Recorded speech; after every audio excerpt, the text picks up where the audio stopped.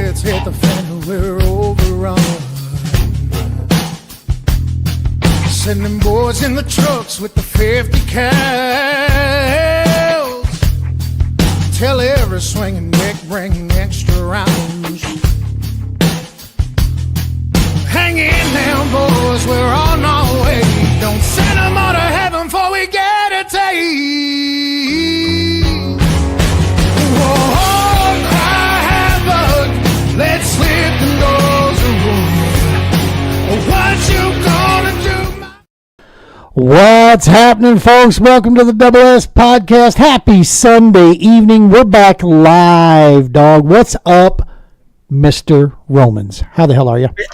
Dude, I'm doing great. Every time I hear Sal come in and do our intro, man, it fires me right up, man. Dog, I'll tell you, I throw that thing on and cooking down the road, and yeah, it's just all of a sudden, I'm like transported back to when I'm 19 again and just sitting there rocking the hell out. Sal, this weekend, man, he rocked it out. Yeah? How did that go? From what I understand, it was phenomenal. They got another live show tonight, so. That's awesome. I can't wait to see him again. It's been a hot minute since I've seen he and Steven and Jonathan and Chris and all the guys there, man. I'm looking forward to getting back in that neck of the country again coming up soon here. Dude, we're back live. We had a couple of recorded episodes there. That awesome episode with Michelle K. That was super cool. Our man Brick himself, he was on here with us.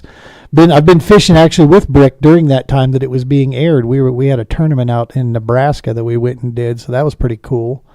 That I've been getting a lot of good comments on last week's episode, man. Michelle is a hit. We knew Michelle was going to be a hit, dude. She's smart, right? That's right. She's smarter than us, for sure. Put a cute, smart little blonde on the show, dude. We're going places. Especially one like Michelle that fires right back at us when we fire out. Yeah. She is fierce. That is so cool. That's where the respect comes from, right? Hey man, we're gonna go ahead and fire and pay the bills here. Every episode, as usual, of the Double S Podcast, brought to you by none other than the Romans Warrior Foundation. # helping is healing. Go check them out, romanswarriorfoundation.org. Check out all the awesome divisions, all the non-traditional methods of healing, and our capabilities of bringing this from coast to coast across the entire United States of America.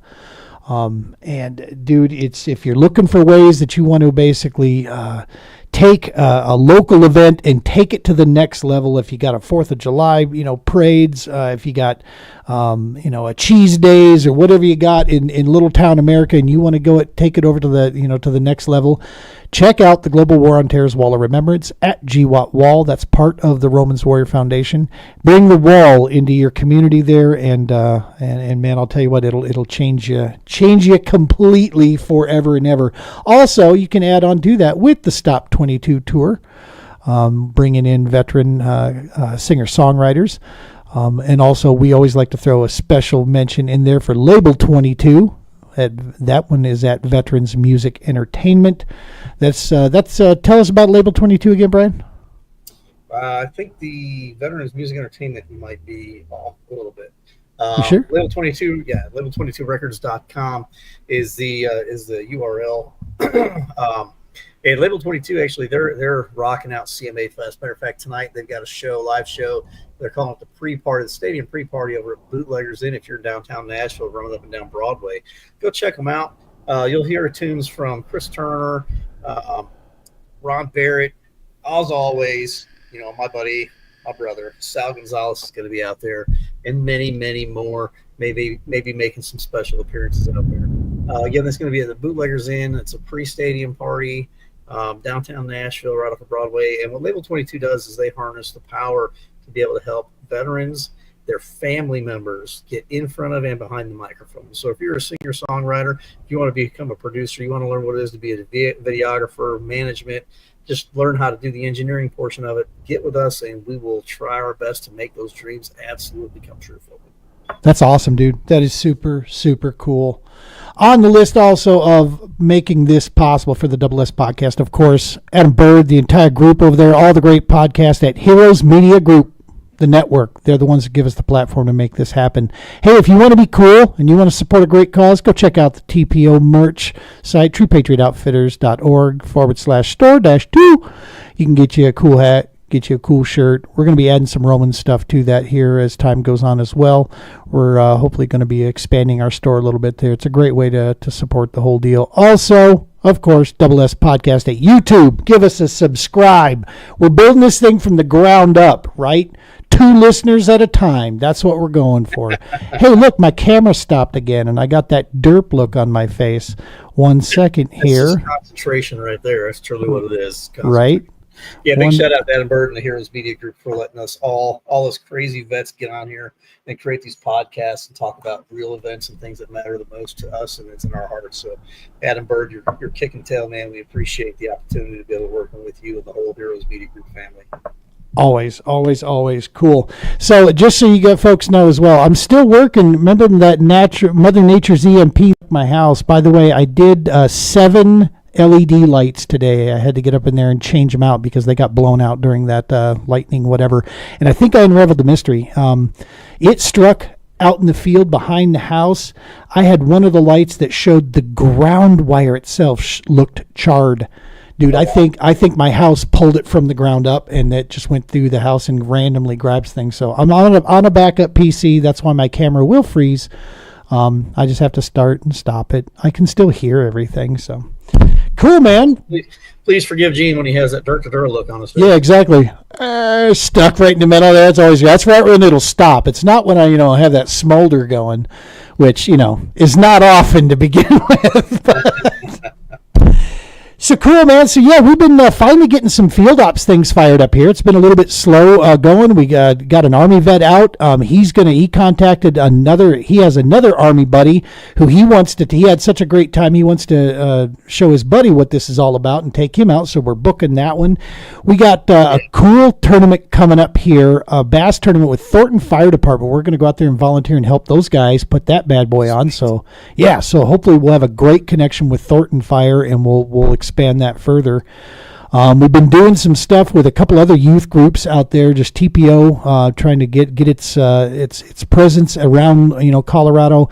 We've got a cool golf tournament going to be coming up where we have been given a hole to set up our fruit stand on. So yeah, it's been donated to us. So we're going to set up, I think, at hole 5. And at this golf tournament, and we're going to be out there spreading the joy of Roman's Warrior Foundation, helping his healing and fishing with the mission with the TPO. It's going to be a good time, man. Is that the golf tournament that I'm thinking about there in Commerce City? No. No, it's a different one. Yeah, this is one that's being kind of all put together by some guys out of Centennial Bass Club. Oh, cool. Yeah, they're raising funds for I think the Fish Sticks, which is the Junior Bass Club, and some of those guys too. So yeah. So you're gonna make people like you do the fun shots. Some people use a pool stick. Are you gonna use like a boat oar or something, or a kayak? I should. We should. You gotta oar it on the green. You gotta putt with an oar. You give me ideas, dog. I think we could do it. Hey man, if it was Colorado, I'd say get you that attachment for the AR-15 for the golf ball. Oh, they'd love that. Yeah. Oh, yeah. Speaking of, I got to tell you something, man. Before we get our awesome guest in here, so I have been going to the range. I joined. It's called Shoot Indoors here in Broomfield. I joined this club.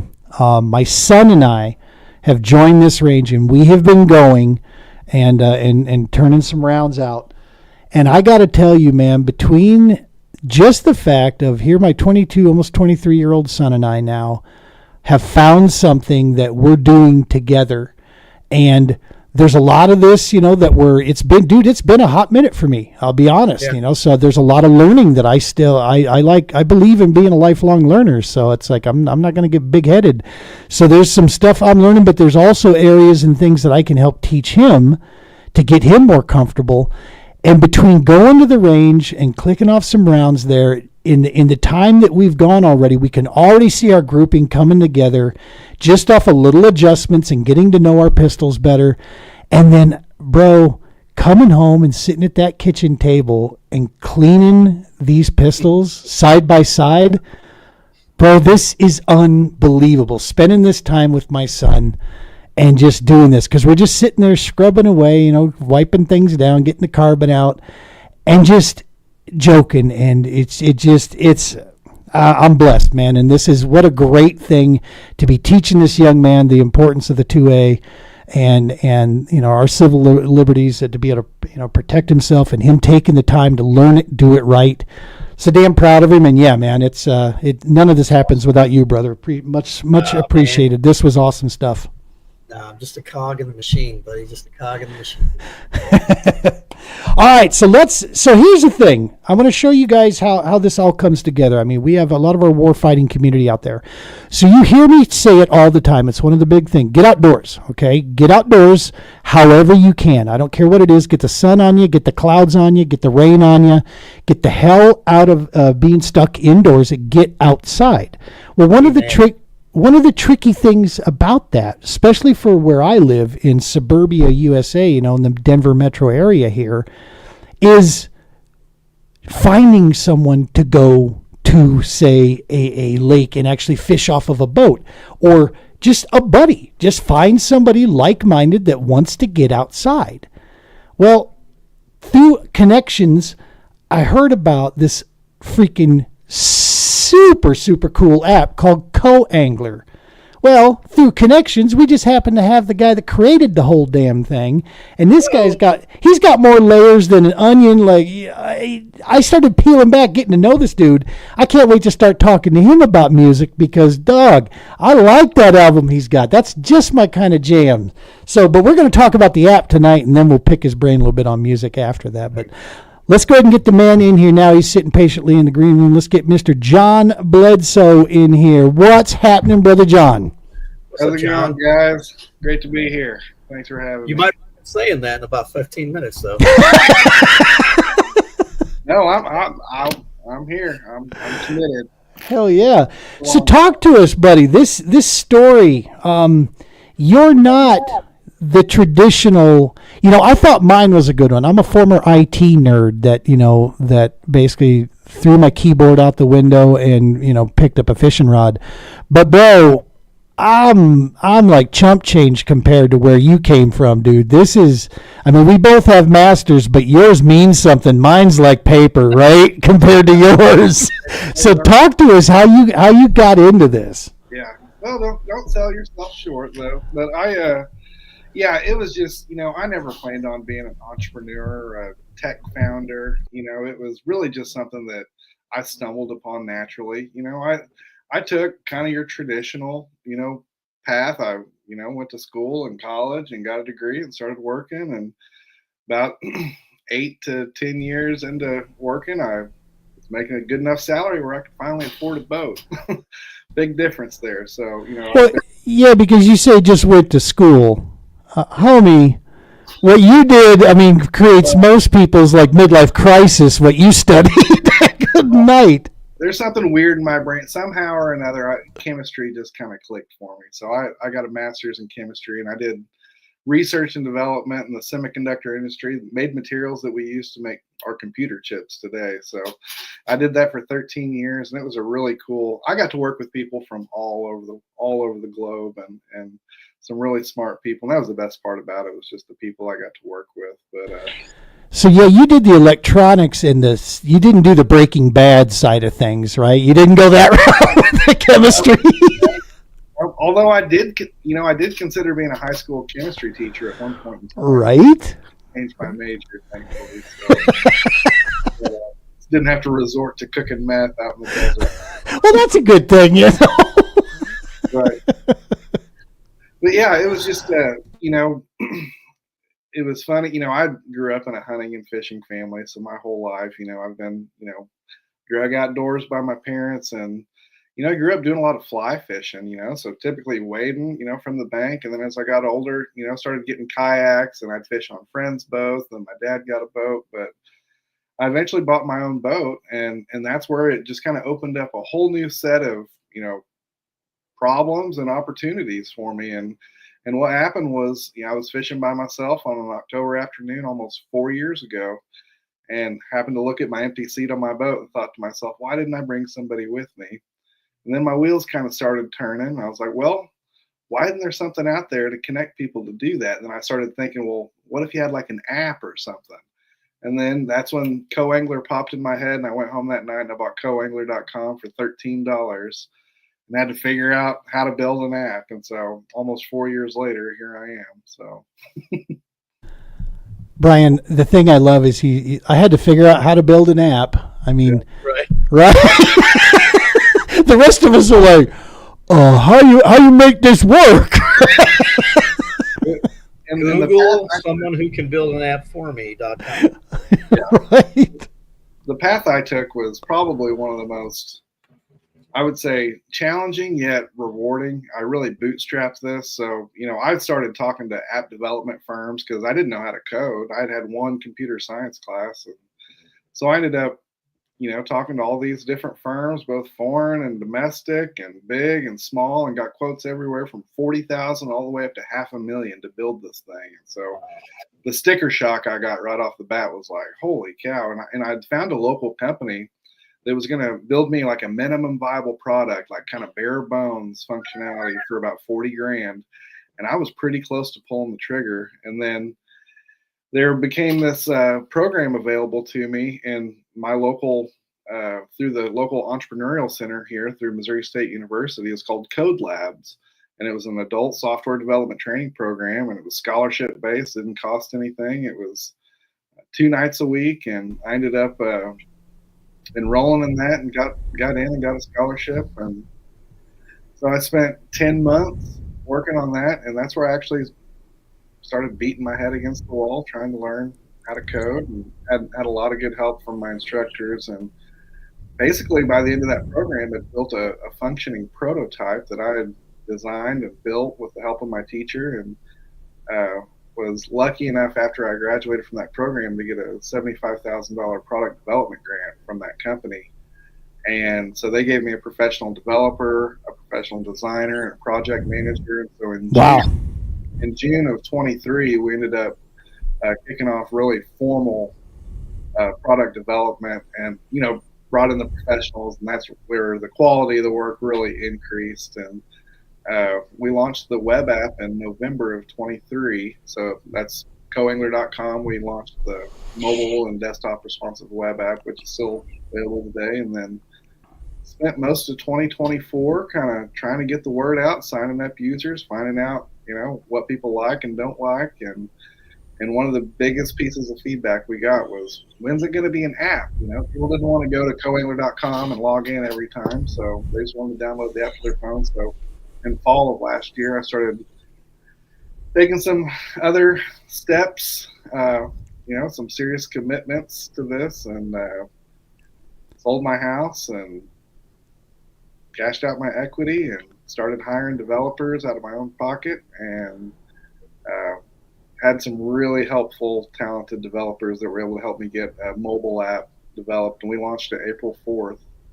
And so it's been a journey, to say the least. Dude. And the fact that, you've gone all in on this thing, right? It's now. Are you married with kids? No. Okay. Never married, no kids, and that's part of what gives me a little bit of I'm still, I'm 39 years old. I'm getting up there, but I still got time if I want to go. Oh, hell yeah. But I feel like I'm at that age where it's like, good ideas only come around so often. I don't want to be 60, 70 years old and look back and be like, man, I wish I would have taken a little bit more risk, And so that's one thing that I've really told myself throughout this is like, regardless if you're successful or if you fail or if it turns into what you want it to be, like, you're going to be able to look back and know that you gave it a good shot. And yeah. That, so I'm with that. And if there's one thing our brothers and sisters understand is that necessity is the mother of all invention, right? February of 23, something happened which spurred this whole thing, right? Yep. Yeah. And so, I had been working in this Code Labs program, like having my prototype built from the previous August, and it was February of 2023. I actually got let go from work, fired. And my company, they took care of me pretty well, though. They gave me a severance. They actually gave me half my salary for 16 months. And so it was a $50,000 severance. And I was already working on CoAngler. So when that happened, I was like, well, I'm just going to start eating cheese and crackers and drinking cheap beer. And then just the necessities. Just the bare necessities. Ended up it wasn't like I brought up earlier that grant that I got. It was about 5 weeks after I got let go from work, I found out I was getting that $75,000 product development grant. So it felt to me like, okay, it was encouragement that I'm, stay the course. And so I continued to work for that 16 months. We got the web app launched, and I had set kind of a hard finish line. It's like, okay, depending on where I'm at the end of this severance, like luckily the housing market in the United States, especially in the Midwest, has just boomed. And so my house doubled in value. And so I was like, if things are going forward and progressing, I'm going to put my house on the market and sell it and cash out that equity so I can continue to put money into this business to see how far I can take it. And so in June of last year, I actually sold my house and took that leap. Yeah, so it is all in. I was waiting for you to say, and then I moved into a van down by the river. I need a van. I'm down at the river all the time. You don't have the van though. Van. I thought about getting a camper, but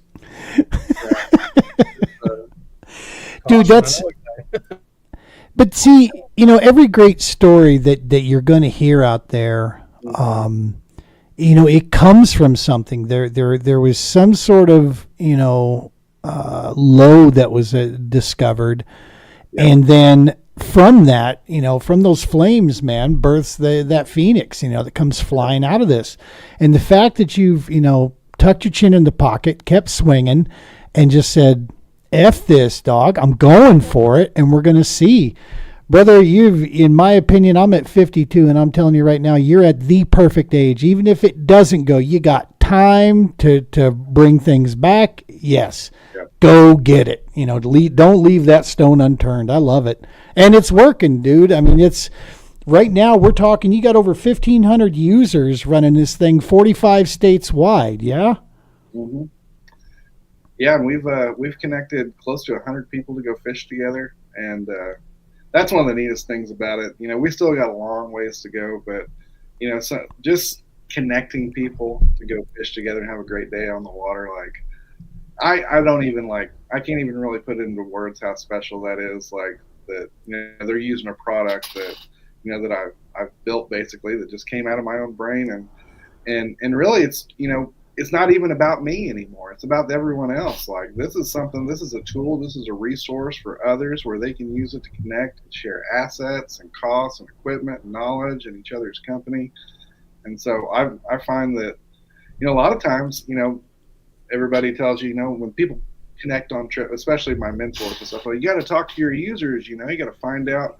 A lot of times people just want to go fishing. It's like they don't want to do interviews or answer surveys and stuff. Right. After the fact. So, but it's kind of neat just seeing, how it's worked. We've had people use it for kayak trips and bank fishing trips, for fly fishing, for trout. And we've had several people go catfishing, crappie fishing, bass fishing. And so it's pretty cool. So it looks a little different on the phone, but I'm going to go ahead and bring up, this is the website itself here. Let's put it full screen. This gives you, if I can move over to this, here we go. So this gives you an idea. Is the screen moving on yours?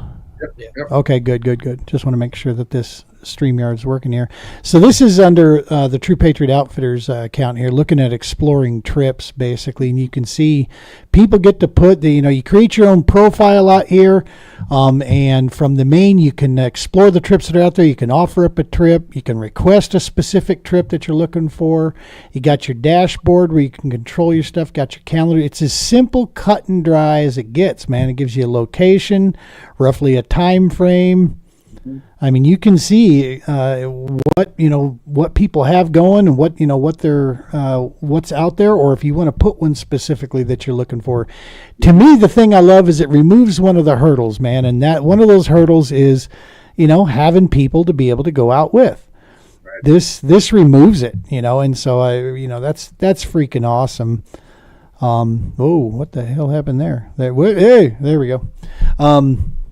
Yeah, man. So that's, finding like-minded individuals. Just because someone's offered to, you don't have to accept it. You can scan the person, that you can chat with them and find out who they are and see if you're comfortable going out and hanging out with them out there. To me, it's just it's an awesome resource, especially get a chance to go check out your favorite body of water, or maybe a body of water you haven't been to because you don't have a boat. Well, guys that maybe have boats like John that are realizing, well, shit, I got an extra seat, man. It wouldn't be a big deal to take a guy with me. Yeah. Well, John, the best part about your app is it's free, right? Right. Yeah, it's 100% free to use. Now, depending on how the future goes, eventually we might have to come up with a subscription model to keep the lights on, or maybe an ad revenue model if we get enough users on there. My ultimate goal is to keep it free. Like my mission is to make fishing more accessible and affordable. So I'm not just going to try and gouge people, and charge an arm and a leg to subscribe to this. I think, ultimately, the value comes from, the exchange of costs, between the anglers themselves. And I just want to kind of be that person, or that provide that product to connect those people together. But yeah, it's 100% free. And as we continue to build new features, and I think its potential to make money in the future is still unseen, but we're going to see if we can't figure out a way to make money off of it, so we can continue to grow and market it and offer saltwater trips. And because the app right now is in 176 countries, so, wow. So you can download it. You could pretty much go all over the world. We've only had all of our users I think we have one user in Canada, maybe two, but everybody else is in the United States. But that's freaking awesome, man. Mm-hmm. We have Jason Lovell tuning in. He's part of our Colorado Field Ops team. He is driving truck down the highway right now, and he happened to chime in there and say, "What's up, guys? What's up, brother Jason? We miss you, dog. Drive safe out there, and avoid that Kansas wind as much as you can." He drives. This guy has got the patience of a saint. He drives the worst stretch of highway, I think, in America, which is that West 70 Colorado, or East Colorado 70, West Kansas. It's proof that we've detonated nukes on our own soil out there. You know what I mean? There's just nothing out there, man. Especially when you get into that Kansas, Colorado 170, man, you're in a different state. It rattles your bones, man. Oh, God, Colorado roads. Don't get me started there. I got me a shots fired coming, or we'll come up with a new segment for where I'm going to tear into the infrastructure of Colorado. So we've got a cool connection, though. You and I talked a little bit offline, John, about your family has a deep connection to serving this great country. And we go back to Grandpa, where we start this with World War II, man. Talk to us a little bit about what you've learned about him. Yeah. So my mom's dad, and my mom was the youngest of 5 children. And so my grandpa was a lot older than most kids my age, and but he was born in 1920. Name's Homer Steele, and he was drafted at 24 years old, and 23 or 24, right? Not long after Pearl Harbor, and but he went into Normandy 30 days after D-Day, and then spent 4 months in Europe and was in Holland, where he eventually was shot. And he was in a foxhole, and somehow or another the bullet ended up going through both of his hands. He was holding his rifle, and it went through this hand, right through his 2 middle fingers, and then it hit him on his right hand back here, and it ended up severing nerves, and it crippled his right hand where he could only use his thumb the rest of his life.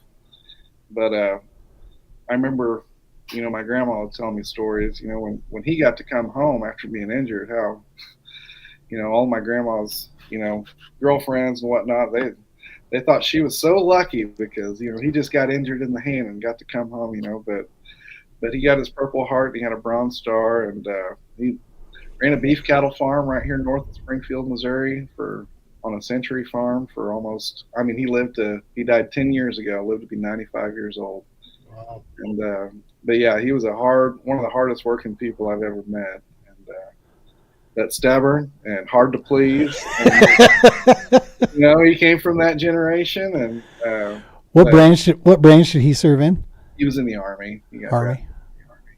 Gotcha. And but yeah, and then my other grandpa was in the Korean War. He was in the Navy, and I don't know as much about his specific detail, but I know he was out in the Pacific, and I think he dropped out of high school early and joined the military as soon as he could. And, but yeah, and then I had an uncle that was in Vietnam too, so we've got quite a few family members, and so it's my grandpa. I'm not sure if they do this nationwide, but here in the Ozarks we do the honor flight, which I'm sure is broad. And so my grandpa was able to go to DC, and my uncle took him.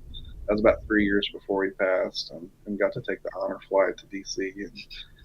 But yeah, the greatest generation. I mean, that's I can't even imagine. I saw something just this last week that really kind of hit home to me, and it was a meme on Facebook, but it said, we go to this beach because these men went to this beach.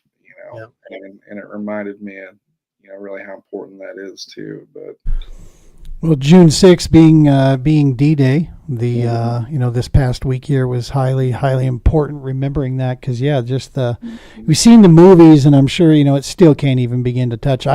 One of these episodes we're going to do. I follow several of these where they get a chance to speak with a lot of these just amazing human beings that serve there, and they tell their stories. The thing I love is that I don't care if they're, suffering from whatever they're dealing with, their memory recall of those days and those friends, the detail that they can snap together. They may struggle telling you who they met yesterday at lunch, but man, they can tell you exactly what their buddy sitting next to him was wearing that day, what he had for lunch.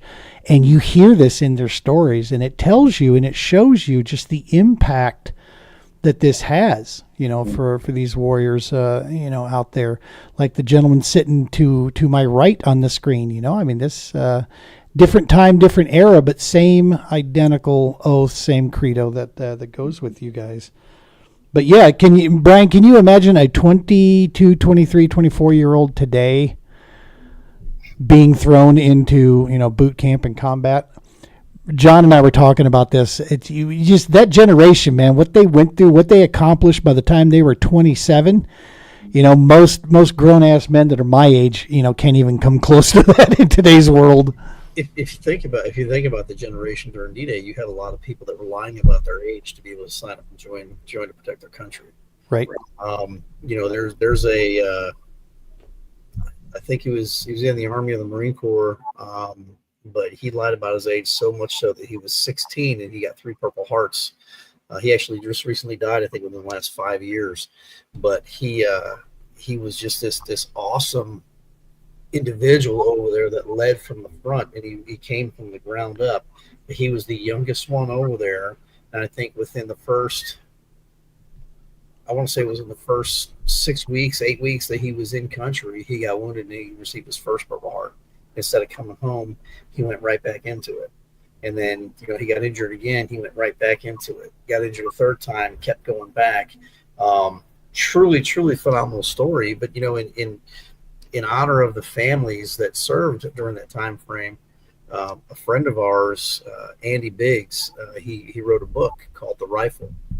And what he did is he took an M1 Garand around to surviving members, and they signed the rifle. But in order for them to sign the rifle, they had to let him record their stories. And it was just a capture of a moment in time in history.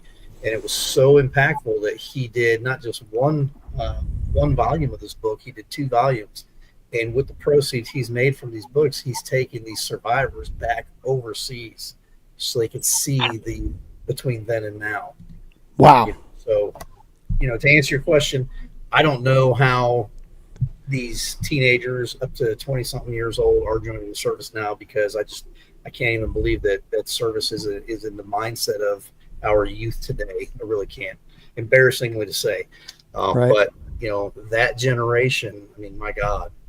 I recently took an anniversary trip to Du Bois, Wyoming, and had the honor and privilege to see a very young museum, but this museum, it's the largest collection of privately held military vehicles in the country. And it's the National Museum of Military Vehicles up there. And it goes through these timelines. And after World War II, 80 million lives lost across the world. Not 5 years later, where your other grandpa served, we're in Korea. Yeah. And there were men and women signing right back up to go across, go over the damn pond again. I can't even fathom what that had to mentally space it had to do to these folks. But they did it because it was in their mind, their civic responsibility. We're going to protect America. We're going to protect freedom. We're going to make sure communism does not, spread across Europe, or Asia or any place else on this planet. And they did it, man. And I'm like, good Lord, I guess I never really pieced that together. That Korea was, we had barely got the peace treaty and everything, taken care of, and we were already fighting again. Freaking China, at that time, fighting, Chinese soldiers as well. It's like, good Lord. That's, just an awesome generation of human being, and just one of those mind-boggling things that's hard to wrap your brain around it. Yep. As we're talking, man, getting outdoors is such a huge deal. The CoAngler app, it provides an avenue for folks to go check that kind of stuff out. You were talking about, the future thoughts, which the future's wide open. You seem to have a really good handle on a measured growth right now. What's kind of your strategy when it comes to CoAngler, as far as where you see yourself in the next year, and what are maybe some ideas that you're floating around? We won't hold your feet to the coals, but just ideas that you're thinking about for the future. Yeah. So, this is at its core, it's a marketplace. It's a social network, and it's an app ultimately. But, one of the biggest challenges I've had since I've started is, you can't build everything that you want into the app all at once. You have to kind of iterate and build, in these series. And we're in a really good spot right now where our product development is going through this really good kind of, really getting into a good rhythm. And we're consistently building new features and releasing them. But one of the big pieces is, okay, how do we distribute this? How do we get this in front of people so they know that this tool is available to them? And so that's been the biggest challenge. But I do have, and I say we, but I've got people that I've contracted to help me, but I don't have any co-founders. It's really just me. But one thing that I'm pretty excited about, and I think that I'm cautiously optimistic, but I just kicked off a partnership late last year, and this is going to be coming into effect here in the next couple weeks. It'll be available. So it's through an insurance benefit. And so hear me out on this. I know insurance sounds kind of kooky, but there's this company called Grouper that basically administers this benefit through United Healthcare. And long story short, people with Medicare Part C Advantage plans are going to qualify for a reimbursement through this Grouper plan. Well, I just got signed on with Grouper as their exclusive fishing partner. So Grouper is a way where people, like you've had gym memberships in the past, and your insurance can reimburse you for that, that wellness reimbursement. They're trying to create more social engaging type activities. So they've got different groups.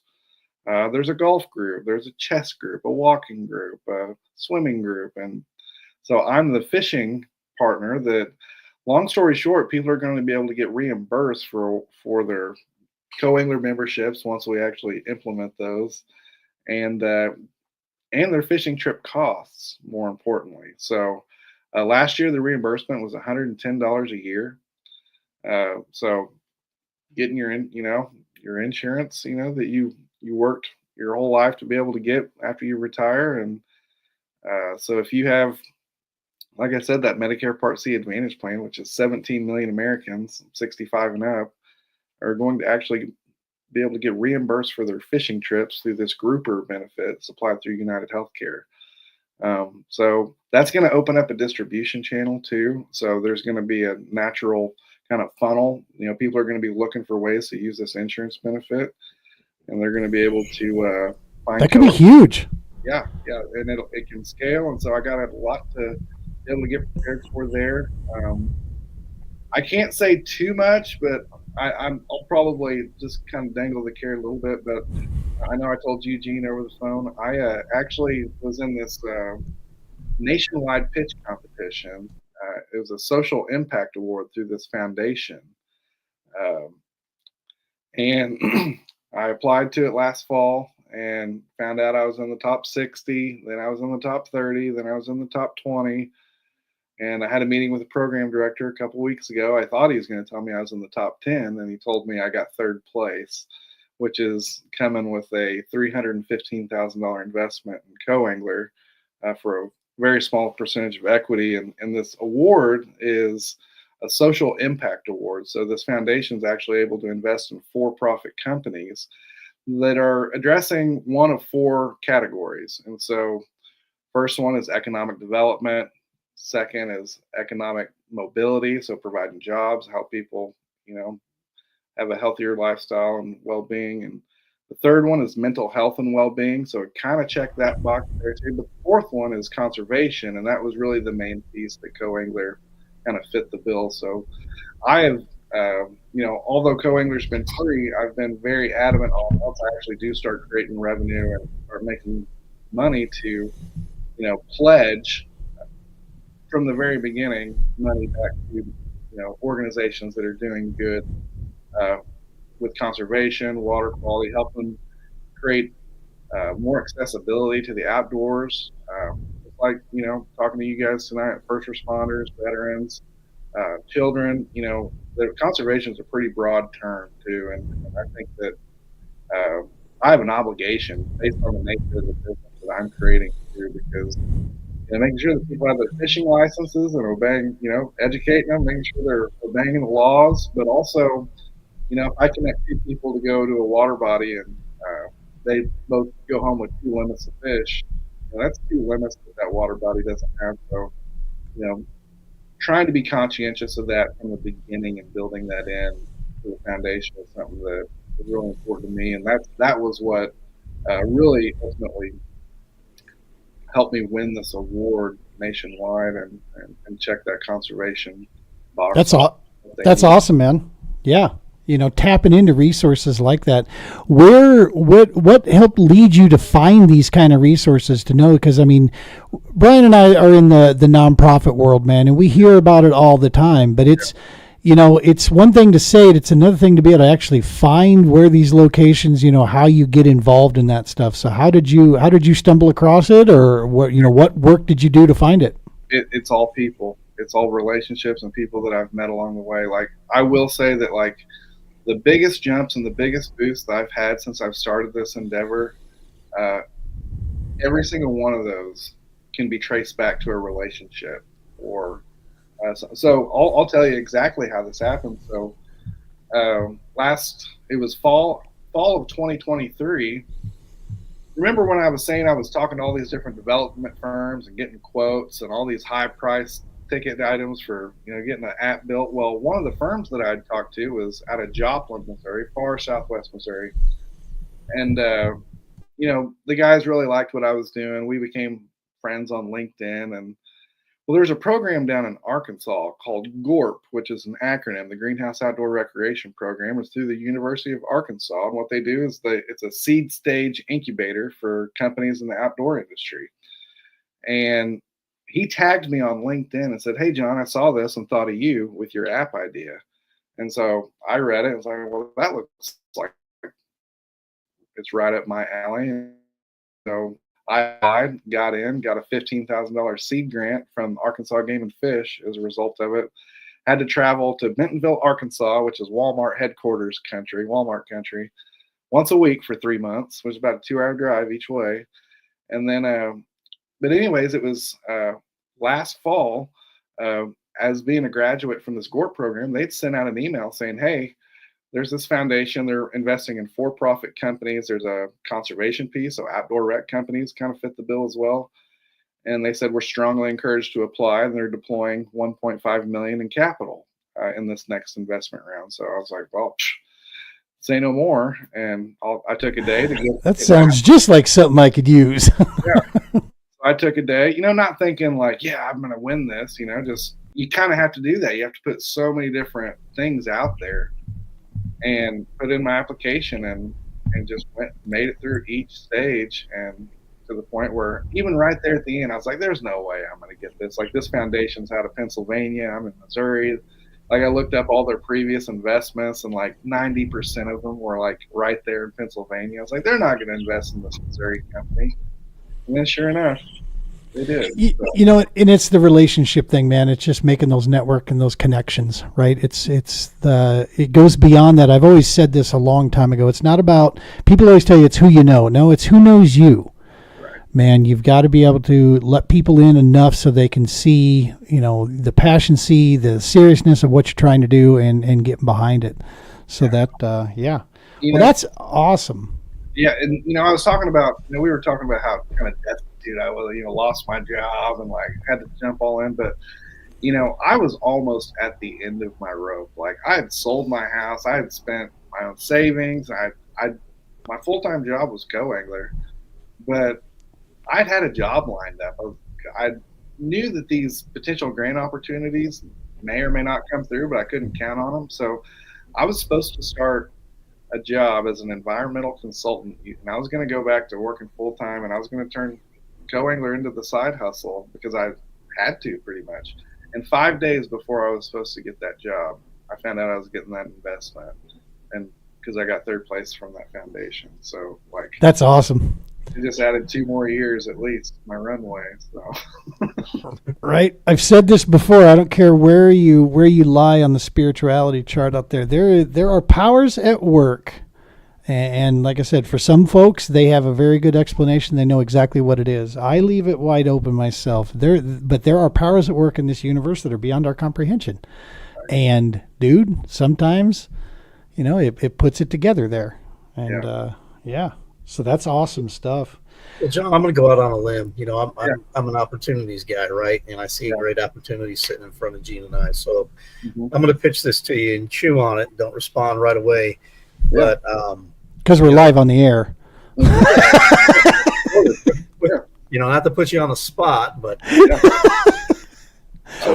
our 6 viewers are really watching. What Gene and I we've done over the years is we have this thing. It's called locking shields with different like-minded organizations, right? Mm-hmm. And give you a little bit of history about me. I hated fishing. Yeah, taboo. Gene and I have had numerous conversations. I hated fishing until an organization called Samaritan's Purse sent my wife and I to Alaska for a program called Operation Heal Our Patriots. I absolutely fell in love with fishing, especially fly fishing up in Alaska, right? Yeah. Fast forward to Gene, about a year ago, Gene's in the area and he says, "Hey, I'm going to come to Alabama. 2 years ago. On some fish. 2 years ago, I'm going to put you on some fish." Yeah. We had a really great time and some yaks out on the water. No fish. I wasn't going to go there, Gene. I will. Yeah, I'm not a guide, dude. I'm an instructor for safety in kayaking. But in between the years since from 2016 until now, the Romans Warrior Foundation had a really great opportunity to bring anglers and veterans together.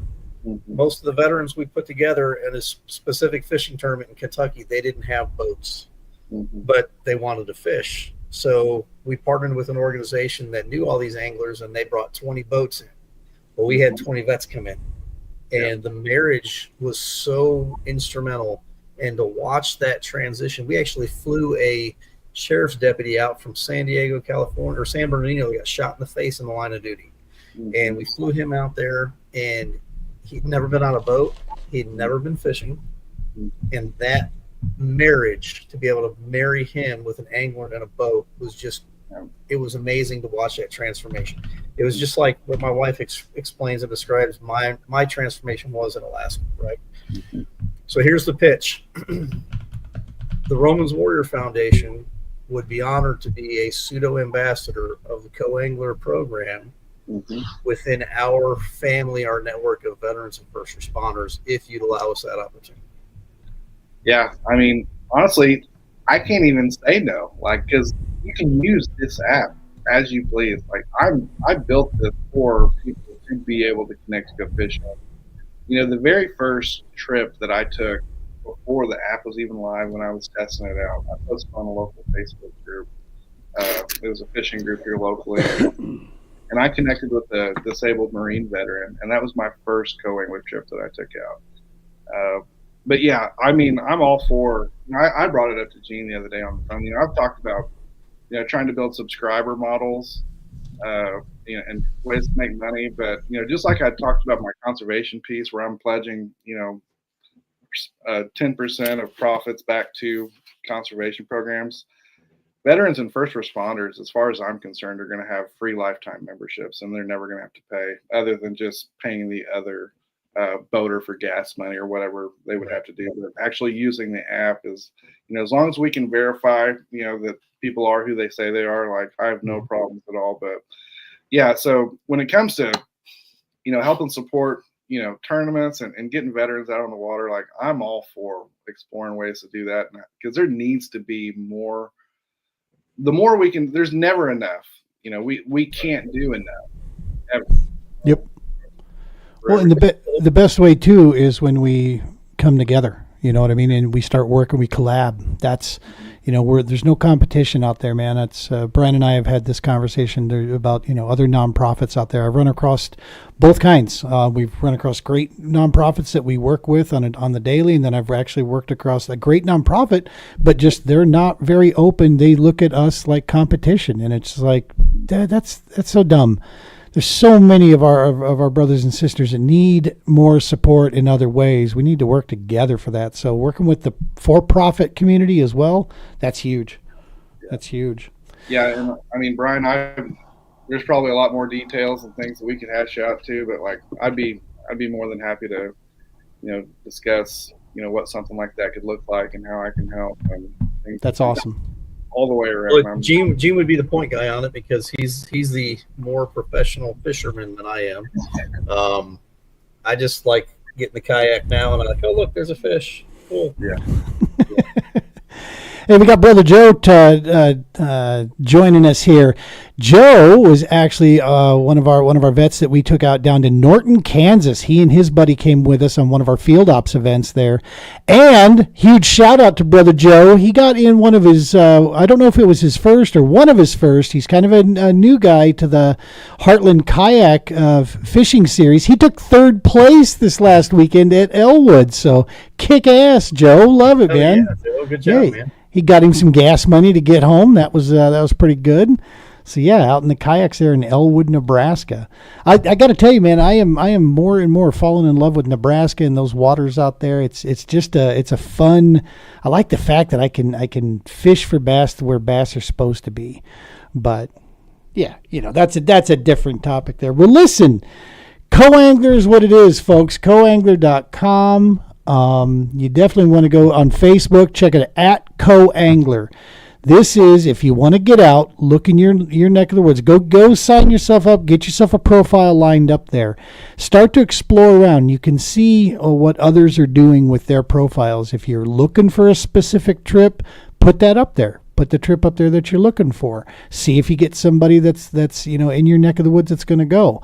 The True Patriot Outfitters, we're going to be working with John on the backside of this to make sure that I get our profile set up properly there for the TPO RWF, because we're going to start basically putting our field ops trips up here so that we can get our nation's warfighting families out on the water. And this will just be another area where we can advertise that, because we operate pretty much the entire Midwest of the U.S., man, and so that's what we want to do. So, yeah, definitely go get that. Before we start switching over the segments here, though, John, I got something else I wanted to throw up here on stage. This is what I came across, brother. You yourself now, did you write all these? Are you a singer-songwriter as well? Yeah. I actually wrote and performed virtually all of the instruments too. No kidding. Yeah. I was actually in a rock band. So before the chemistry, I was in a rock band for 8 years. So this small town that I'm from called Pleasant Hope, just north of Springfield, Missouri, started jamming, with some buddies in high school, and we formed a band, and we started playing, and we toured the Midwest and released 2 full-length albums, and we opened for all these hard rock bands that came through our hometown of Springfield. And, but I ended up leaving the band in 2012 and decided that I wasn't done with music, and I'm still not done with music, but started getting in the studio myself and taking songs that I'd written and really just kind of chipped away at them. It took me 9 years to get it done, and it was honestly something that I wasn't like, oh, I got to get my album done. I just loved writing. I love the writing process, the creative process. I loved getting in the studio, and I'd go into the studio sometimes and not even have lyrics or a section of a song finished, and I'd write on the fly. And that's awesome. And then I got some really good guest musicians that came in. So there's one song where I had a guest drummer come in. There's one song where I had one of the founders from the Ozark Mountain Daredevils came and played harmonica on a song for me. Which one is that on this Under the Rocks album? Yeah, it was The Ones We Lost is that one. Yeah. And so I want to throw this out here, just give people a little taste of this here. Go check him out. Just look up on YouTube, John Bledsoe, and you'll see Under the Rocks. You'll see that deal there. Brother, this is this is what I listen to, this style of music, so you are now in my playlist 100%, because I do YouTube music as I drive down the road. So one sec here. Make sure this is coming through. Squarespace, whatever.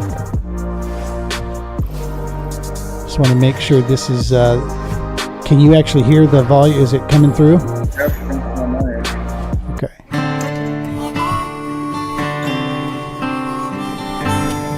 My harmonica, I'm hooked right there.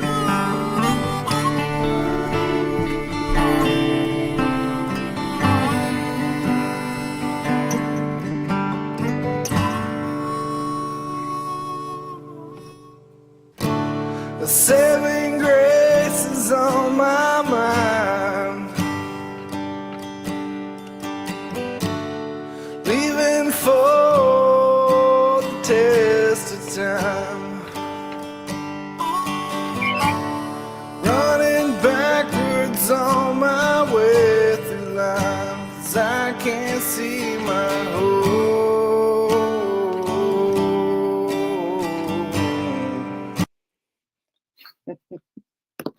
I didn't expect that. Yeah. You're muted, Gene. I like it, man. I love it. Now, back to what I was saying. I got goosebumps and shit already because, yeah, dude, I love your music, man. I love that folk, that bluegrass feel. It's raw, it's real. There's emotion in your singing, man. I can feel the message you're throwing, and yeah, that's it's some good stuff. Like I said, you're in my playlist now, dog. I mean, as I roll down the road, I got me some Bledsoe Under the Rocks. That's rolling in there.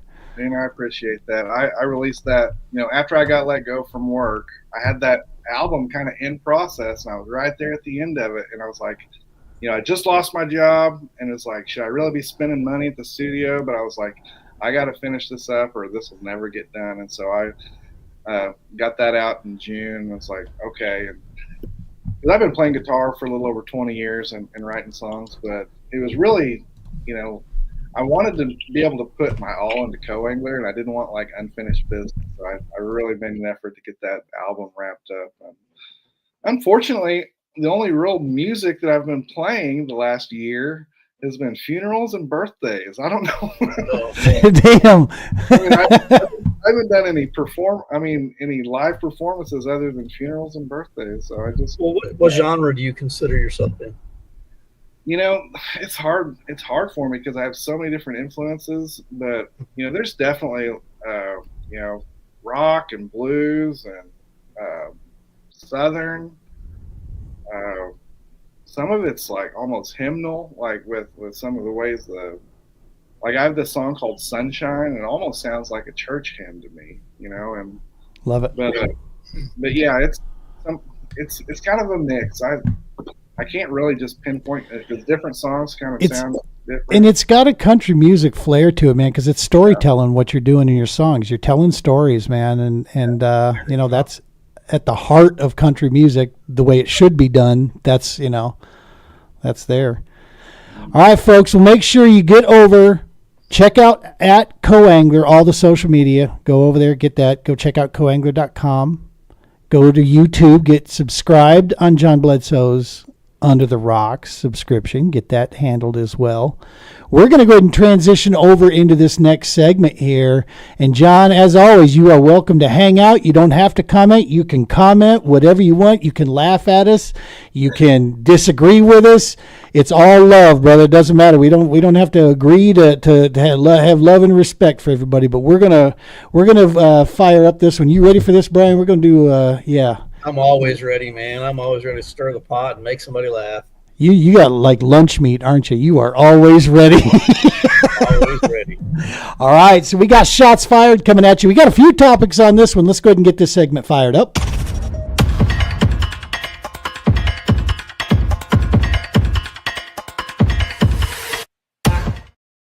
All right, shots fired, man. So, and literally at this point, first topic we're going to throw out there here. And again, I'm going to go ahead and just make sure we get this disclaimer out here. What you're about to hear are our personal opinions. Gene, Brian, if John chooses to give his personal opinion, this has no representation to any organization that we work with, work for, around the corner of, rhymes with. It has nothing to do with these organizations. It has everything to do with our personal opinions on this, on these matters, because we are patriots. Brian is a combat veteran of this great nation, and therefore these opinions matter. First thing that's been going on here as of recently, I try not to let things get underneath me too much anymore, but this one, what the hell's going on in LA right now, dog?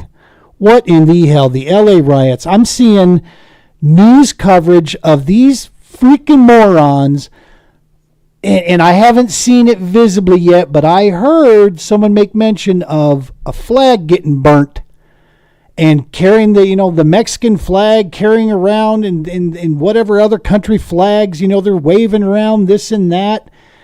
Dog, you're here. You're supposed to be here to begin with. Get on back, take your flag, and just go. What the hell? You're in or go to this country you support, buddy. And this is all on this ICE stuff. It's not migrants that are the problem. Hey, slow coaches out there who keep wanting to try to label other people that don't agree with you as evil. It's not immigration. It's not migrants. It's the illegal part. They're taking money from the legal and from American citizens. They're taking resources away. They shouldn't be here. They need to go through the process, get legal, and contribute, be a citizen. And it's that simple. Yep. There was a video of a guy riding circles around a burned out car, waving the Mexican flag, but he's got his face all covered up like a coward, just like the coward wearing the motorcycle helmet, throwing bricks and rocks at the immigration police and border patrol when they were riding by in their convoy. I mean, look, you see that flag? You're in the country of the United States of fucking America. That's the only flag that matters in this country. You don't like flying that flag, get on a plane, get in your car, and get the hell out. Yeah. I'm right there with you, dog. It just these are one of the few topics that actually lights me up a little bit, man. That I'm just like, I try to keep a level head, but at some point, haters hate. Come on. It's like, hey, be proud of your nationality. That's fine. No one's saying you can't. I'm proud of my Scottish heritage. You know what? I love it. But I'm a United States of American citizen. Yes, sir. And it's because of men like yourselves and families like yours, John, that we can sit here and yap about this. And it's only because of that blood that those idiots are allowed to do this mess and get away with it. I will say this. I'm not a fan of LA's mayor. Okay? I'm not. Yeah, right. Apparently a group of people that voted her in. But I will say this. When she was being asked today, she did draw one of the few things that I liked about what she said, because I don't view this from biased, glasses. I look at just what's being said. And she did draw a very clear line about peacefully protesting and violent protesting. And someone said something about the highway. She said, no, they're throwing things at cars. That's not peaceful. And they should face the consequences. And I'm like, thank you. Okay. Yes. I mean, there's one thing to stand there and hold up a sign and say things. But these scumbags throwing things and blocking off highways. Apparently the 101 is shut down right now. I mean, I try not to get myself too fired up. John, do you watch this crap at all? I mean, half the time, or? This video is going viral right now where, Brian just talked about, yeah, where the ICE vehicles are coming through and the guy in the bike helmets, motorcycle helmets, throwing these rocks. And, from my seat, it's like, what are you really accomplishing with that? For one, you're making yourself look stupid because that's accomplishing nothing. Right? Yep. There's no formal discourse that is going to be able to take place if it starts with a rock and a windshield. And that's one of the things that, peaceful, First Amendment, the right to peacefully assemble and protest. By all means, I fully support that. But, you lose credibility real quick when you start taking it. As soon as you cross over that line, you lose all those rights, and now you're a criminal. Yeah, so you should be treated as such. Those are criminals that need to be rounded up and put in jail. and here comes the shots fired that I'm going to say, because I'll tell you what, it comes from one side of the goddamn aisle. Mm-hmm. It just does. When a town gets burning, when people's small businesses get rioted and looted, and when this stuff starts, it's coming from one side.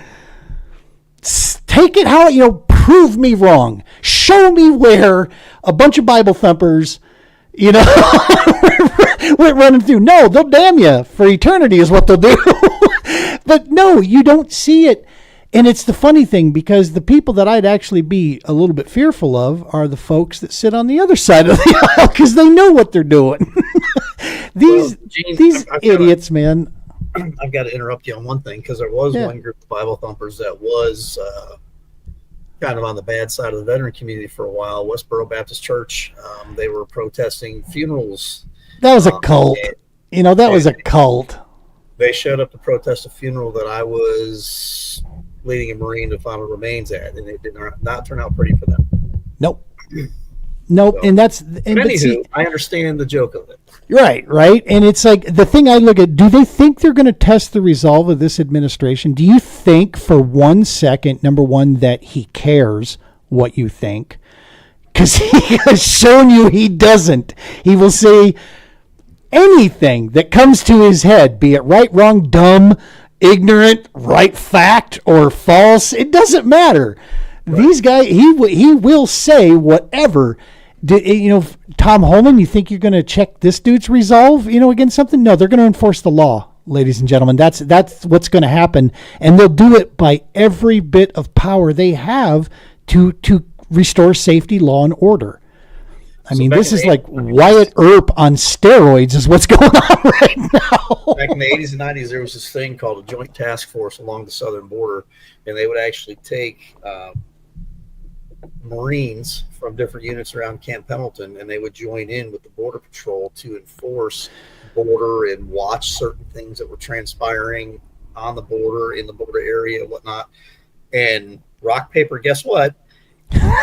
This administration reinstated those processes and those missions. He sent Marines from Camp Pendleton down to enforce the border in San Ysidro and different parts of California. And guess what's on standby right now that no one wants to deploy back to the LA area? Last time they were in LA was during the riots of 92, I think it was. Man, it just escaped me. You guys know what I'm talking about. The race war back in 92 where they burned LA because of Rodney King. That's what, Rodney King. Yep. Well, guess what? light armored reconnaissance battalion, the 8-wheeled tanks that this guy used to ride on and took into Afghanistan and Iraq. They're gearing up and getting ready to deploy to LA. No one wants that. Nope. National Guard is already on the ground. And I was going to say they're there. Supposed to be. No one wants to see active duty forces out there in the streets of LA again, I promise you. But these, this is a FAFO moment, idiots. Stop. Because you don't want to find out right now. All right, let's turn the page over to this other, because there's just been a couple things that have developed in this. Again, normally I try to stay out of the swamps, but a couple of these things, they get underneath me. And this one struck because, I'll be honest, I initially believed the lying, hidden, not released report that this person truly was just a very masculine female. And I'm talking men in women's sports. California, Minnesota have got it going all over in the high school side. You've been seeing a lot of this stuff come out. But two major things that just happened this last week that just really blew me away. Number one, Simone Biles. Trying to take shots at Riley Gaines, saying that, of course, she's doing the same MO, though, because if you disagree, if you have a point of contention, that means you must be a racist and evil, right? It can't be that you have a legitimate argument to be made. No, you've got to be a fascist. You got to be, horribly evil somehow. And it's like, wait a minute. Riley Gaines has done more to try to protect women's sports than I think than half the stuff. But what came out of it was that boxer that got Olympic gold from one of the stands. I can't remember. Ilan Khalif, I think was his name. Initially, Russia broke the information and said, that's a dude. And you look at this person and you're like, yeah, I could kind of see that as definitely a dude. But the International Olympic Committee, IOC report that came back said, no, Russia's stuff was not a vetted, doctor. This is just Russia trying to be Russia, and blah, blah, blah, blah, blah. And our stuff, what we have on hand confirms this is a female boxer. And it's like, okay, all right. She just, clearly went to prom alone, or with a brother or something is what I was thinking. And yeah, she beat the living hell out of everybody in there. Well, come to find out, they did have blood work. They did have a test on it, and it confirmed, because it was leaked, and it was basically shown that, yes, this is a male that has transitioned over. And it's like, are you serious, dog? Now all of a sudden, we got to say that it's okay for I'm sorry, Mother Nature made you a male, and you're going to go punch women in the face, and somehow we're supposed to celebrate this? Come on, man. Go the other from Algeria. Yeah, Algeria, that's where it was. Yes. Yeah, and it's been proven now that this is actually a dude. And so I'm like, holy crap, man. Holy crap. And so like I said, when Simone Biles is jumping in there, I'm like, don't. You're really stepping in muddy waters here. You should just shush right now, because I still want to celebrate you as a great American athlete, for us that represented well into, But yeah, man, I don't think there's much of a discussion here. The only way you're not what Mother Nature made you is by man-made intervention, and I'm sorry that the moment we start screwing around with Mother Nature, she reminds us quickly that she's in charge still. I blame Lorena Bobbitt. She started all this. Right? He went on at least to do porn with his Franken stuff, They sewed it back together and shot lightning through it or something like that, and he did porn films. Yep, I introduced that, didn't I? You did. That was a great T-ball setup. I appreciate that. That was on me. One I'm not going to go too far into. This whole Elon Trump thing, I still tell you this is a wag the dog. They're doing it on purpose. I think they're 100%. Yeah.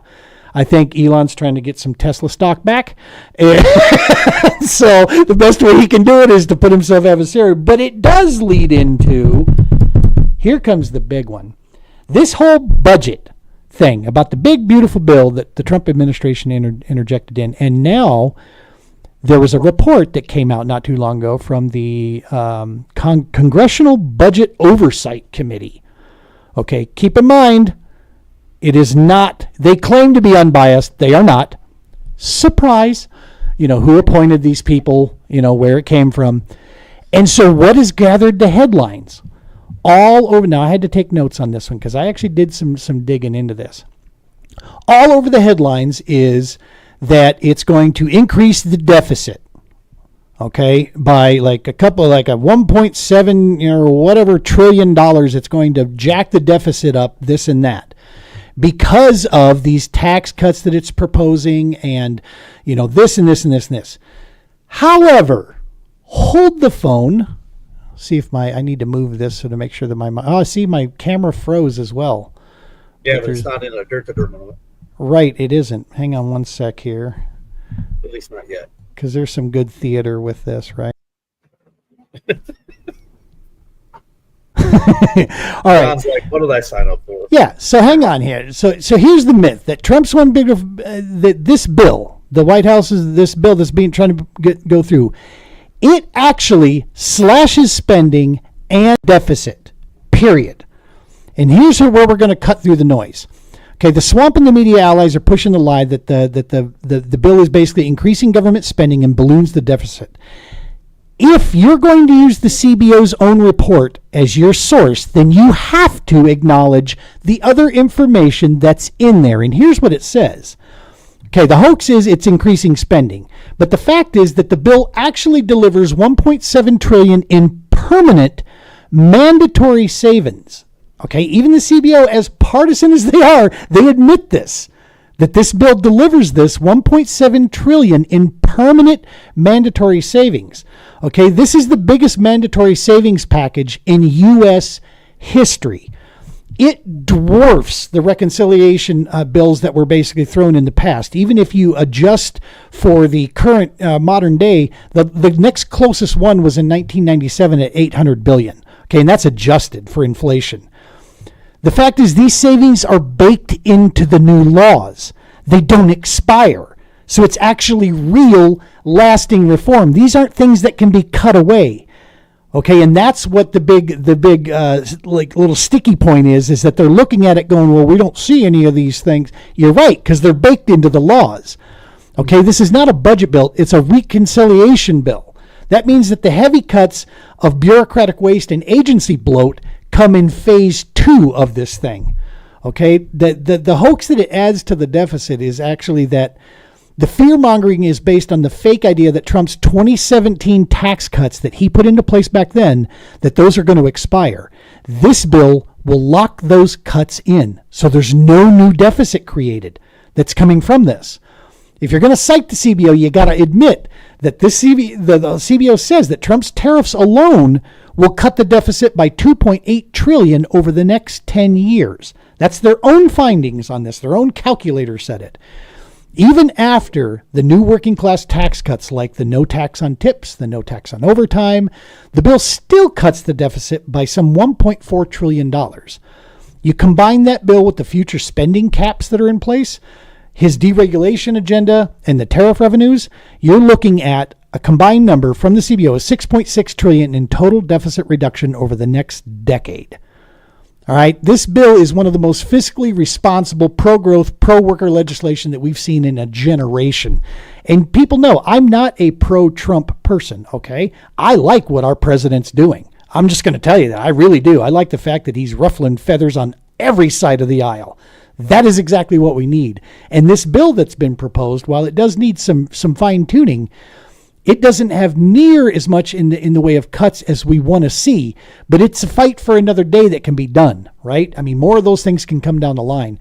If you're against the bill that that this thing is thrown out, you're either, these guys are either lying, they're lazy, or they're lining their pockets with DC gravy. Pretty much, you can figure it from that. But that's going directly from their own findings, and the mass media isn't reporting on those pieces. They're just grabbing the quick headline because they hate this guy. They hate the fact that he gives them the middle finger right in the Oval Office and he doesn't care what they think about him. I'll tell you what it is. And this is what actually got me to actually pay attention to him. He can't be controlled. Nobody can control this dude. He's going to do what he's going to do.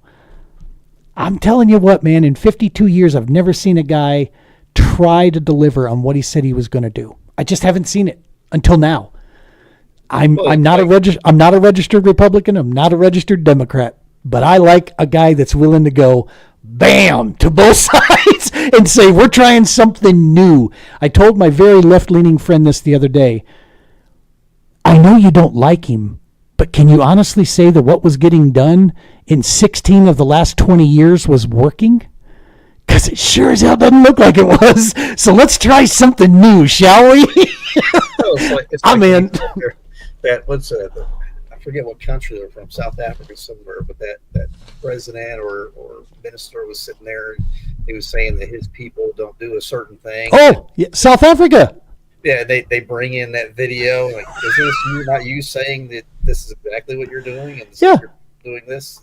That like ghost in the headlights look? Yeah. It's comedic. There's a lot of propaganda that comes with it, especially around Elon and those guys. So you got to be able to look through that stuff. But at the end of the day, and I don't like the fact that it's all executive orders. We need laws. These Republican senators that have the control in there need to start getting some of this stuff to push through. They need to have their backbones installed first, buddy. Yeah, and we again, what they need to get done. We need more guys like Nick Freitas in there talking common sense, going, hey, we can disagree and not be evil. We can disagree and not be stupid. Let's find common ground for our constituents that put us here. Leave it to a vet to be there in Washington, D.C. leading, like that to basically, get these people to pay attention to, stop. I love what he says. He goes, I just don't even pay attention to the insults anymore. He goes, I'm tired of hearing it at this point. Let's let's work to get a solution. Right? And it's I just wish the media would stop with the garbage and hey, try journalism for once, dog. There's a few places that are trying it. Right? Followers. Yeah. I mean, Walter Cronkite, do you remember him? Holy crap. I mean, that was a guy you could trust right there. I mean, no one could fake a landing on the moon like him. You know what I mean? So who knows? I hope a lot of this stuff, the biggest one is this whole LA crap of whatever's going on down there. Swift, fast, and easy, baby. Get her done. Absolutely. And as like I said, when they hit the button on releasing the Marines from Camp Pendleton, that's just going to be game over. It's 45 minutes up the road to LA. Yeah. And I can just tell you, man, watch out. Boy and I were cleaning the pistols today, and we saw a couple of those news articles, and I looked in and I'm like, I think we need more guns. I don't think this is enough. You can never have too many guns. Dude, we're in a sanctuary city, Denver, Colorado, right? So it's like, ooh, don't you dare. Because the lemmings, they see one thing and they start going. Joplin's pretty free-flowing down there, John. They defunded the police in that. I couldn't believe that in Missouri, of all places. Joplin defunded their police department. Yeah, they're an hour away. So I can't claim them as my hometown or anything. Right? Joplin's like, it's like a miniature San Francisco. Yeah, we got that feeling. We were just there last year. We were there. Miniature, it's only like 60,000 people there, like 50,000 people. Like it's a small little tiny San Francisco. Yep. So. And we're not talking the food, folks. That's not what, and it's not hilly. It doesn't have a Chinatown. There's something else it shares with San Francisco. The trolleys were fun though. Yeah. Yikes! Shots fired! It was a beautiful park to watch. Yeah, that was actually, John. We had the wall there, and that we actually we had to run security on that just to make sure, and thankfully nothing came out of it, but just to make sure that nothing happened to the wall as it sat up overnight. Gene had an interesting night one night over. Yeah, that was my first time, man. That was I'll be honest with you. I am so thankful for that, because I finally had my time to actually, I don't have any direct connection to the wall like Brian does, and many of our nation's warfighters do. But my indirect connection is I still feel that those are my brothers and sisters. They took care of me while they were here. Now it's, my little time while I'm around there. It'll be my turn to take care of, that memorial that they are represented on. And I had never had that moment, type thing until, that night. And then again, where now, it's a living, breathing entity, man. That wall is, through and through. I feel a whole lot of power coming from that wall, and it was so cool. Middle of the night, just walking up and down that thing, in the eerie, not knowing what cracky was going to come crawling out of the woods across from me. That park, but it was interesting spending that time there. Well, cool, man. I think that's about it. I think we did all the damage we can do for one night here. John, we're excited about your CoAngler app, brother, and we're excited to see what we can do with this and where you go with it, man. Gene, Brian, it's so nice talking to you guys tonight. And I'm looking forward to keeping the conversation going and exploring some ways that we can support each other and help people out there get in the outdoors that really need it. That's, just listening to this last 15 minutes really reminded me, there's a lot of unification this country still needs. Big time. I feel like, I know going back through history, we go through these bouts of dividedness and stuff, but, one thing for me, just being a founder of a company and trying to create, a new community, focused around fishing, it just almost pains me sometimes to see the division and the division. I just want, why can't we all get along? We got to get the extremes away from the microphones and let moderate voices start to ring out. Because then we all, if we're here for the right reason, the people that we need to be talking with, we all want the same thing: peace, prosperity, man. You know what? We want this country to flourish. We want its people, its citizens to be protected, taken care of, and have a good future, man.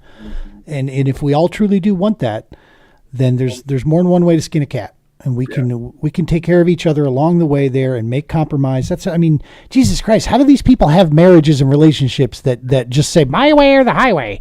It's like, I don't understand. How do you stay in a relationship like that? and I always try and be like a glass half full kind of guy too, because it's really easy to read the news or turn on the news and think it's all doom and gloom. Really, there's a whole lot of common sense people out there.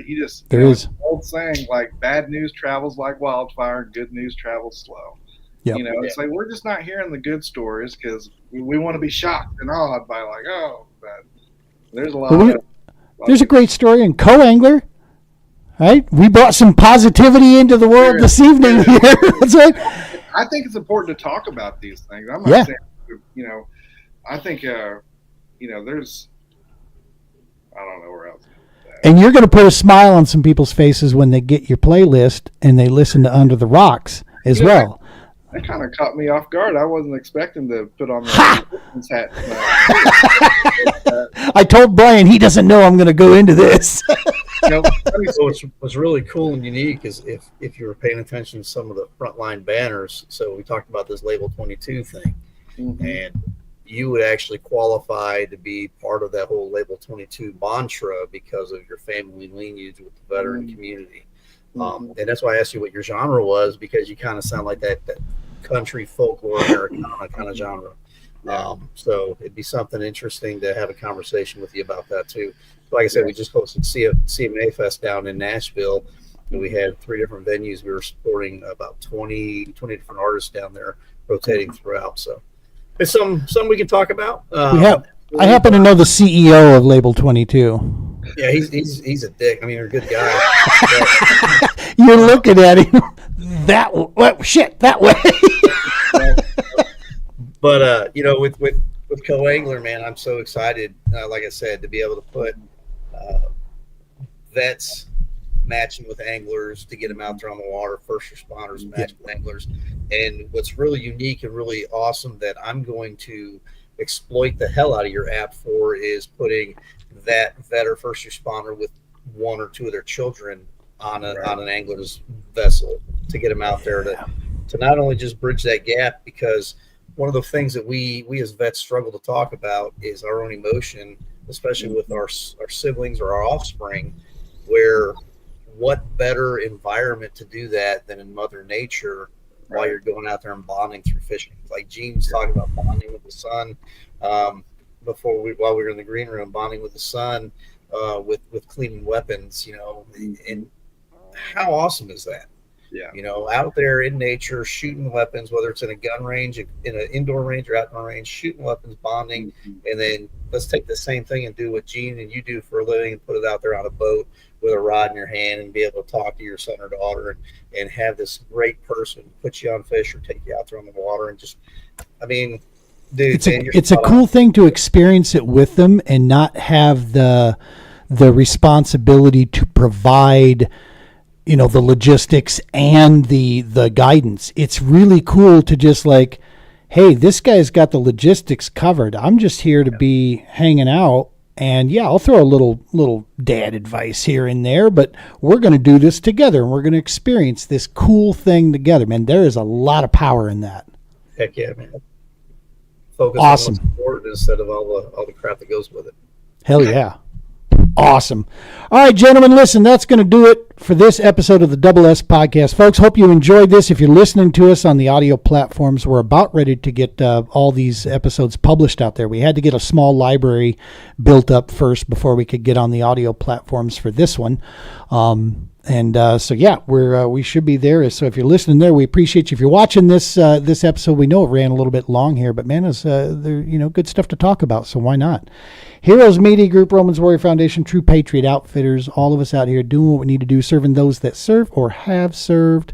John, thank you so much, brother. We appreciate you. We're looking forward to chatting with you and getting creative for the future, seeing what we can come up with. Brian, I love you, man. And it's so good to be back here on this live episode. We'll be live again next Sunday, I'm pretty sure. Don't know what's going to go on. It's going to be a show, though, for sure. Well, like the name says, welcome to the shit show. That's right. All right, I'll let you take us out of here, bro. You got that piece and chicken grease or whatever. What was your? Oh man, well, you know what? First and foremost, everybody hit that like, share button, share it out there to all your socials, do it on all the apps, all your things you got going on. The most important thing is we love everybody. We appreciate your opinion. Your opinion is a free opinion, and that's what we fought for. So without further ado, love, peace, and hair grease. Catch you later.